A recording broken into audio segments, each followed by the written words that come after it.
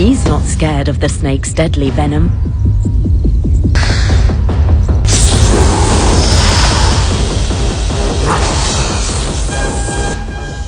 The mongoose is incredibly quick on his feet, able to dodge the strikes and hit them.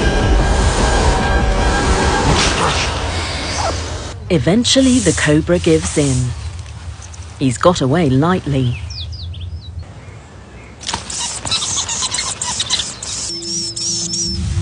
Cape cobra, the worst possible threat to the weavers. It's highly venomous and extremely hungry at this time of year. To make matters worse, the cobra is a brilliant tree climber. The weavers can sense the approaching menace and